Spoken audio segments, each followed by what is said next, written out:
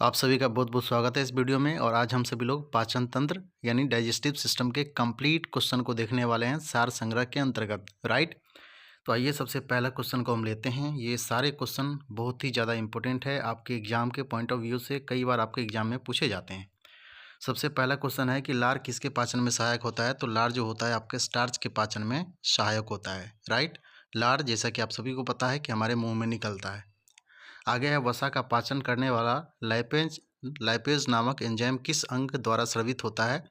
तो लाइपेज जो है आपका अग्न्याशय यानी पेनक्रियास से स्रावित होता है। राइट, नेक्स्ट है लाइपेज द्वारा वसा के जलीय अपघटन के पश्चात क्या प्राप्त होता है। तो ये जो है आपके जलीय अपघटन के पश्चात वसीय अम्ल तथा ग्लिसरॉल प्राप्त होता है। राइट, नेक्स्ट क्वेश्चन है कौन सा पाचक हार्मोन छोटी आंत से स्रावित होता है। तो छोटी आंत से पाचक हार्मोन जो स्रावित होता है सिक्रेटिन स्रावित होता है। राइट, नेक्स्ट है पित्त का संचयन कहाँ होता है। तो पित्त का संचयन आपका पित्ताशय जिसको गोल ब्लैडर भी बोलते हैं। राइट, आगे है पित्त का निर्माण यकृत में होता है। पित्त का निर्माण यकृत यानी लीवर में होता है। यह वसा को वसीय अम्ल में तोड़कर पाचन में सहायता करता है। राइट, नेक्स्ट है किस अंग में प्रोटीन्स का पूर्ण पाचन होता है। तो प्रोटीन का पूर्ण पाचन जो है आंत के अंदर में होता है। राइट, नेक्स्ट क्वेश्चन है अमाशय की भित्ति से कौन सा हार्मोन स्रावित होता है।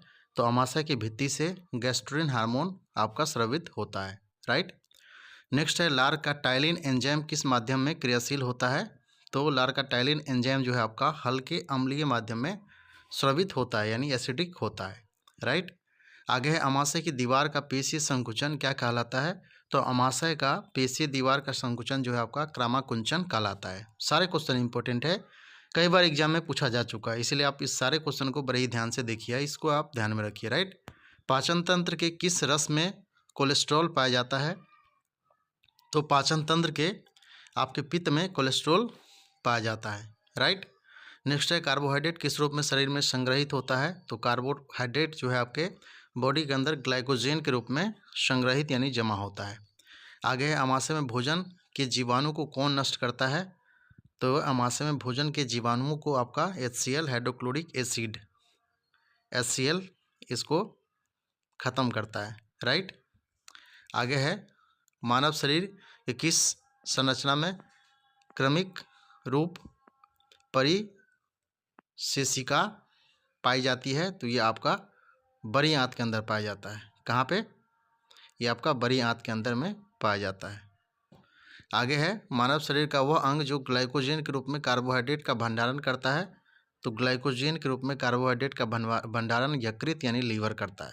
राइट, एक स्तनधारी में सबसे बड़ी ग्रंथि कौन सी होती है। तो स्तनधारी में सबसे बड़ी ग्रंथि जो है आपका यकृत यानी लीवर होता है।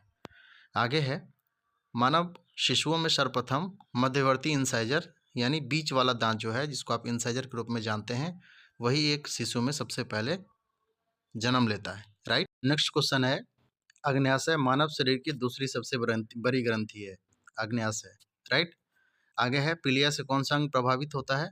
तो ध्यान रखेंगे पीलिया से आपका यकृत यानी लीवर प्रभावित होता है। नेक्स्ट है पाचन क्रिया के समय आहार नाल में स्टार्च का अंतिम उत्पाद क्या होता है। तो अंतिम उत्पाद आपका ग्लूकोज होता है। राइट, आगे है कॉड मछली के यकृत तेल में कौन सा विटामिन प्रचुर मात्रा में पाया जाता है।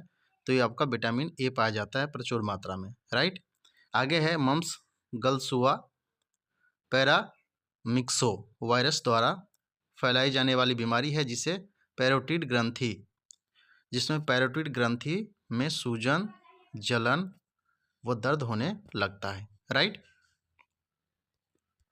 आगे है लैंगरहंस की दीपिकाएँ किस अंग में उपस्थित होता है। तो ये आपका जो है पेनक्रियाज यानी अग्न्याशय में उपस्थित होता है। आगे है मानव शरीर में किस अंग से हार्मोन्स के साथ साथ पाचक एंजाइम का भी स्रवण होता है। तो ये आपका अग्न्याशय यानी पेनक्रियाज के अंदर होता है जिसमें हार्मोन के साथ साथ पाचक एंजाइम का भी स्रवण होता है।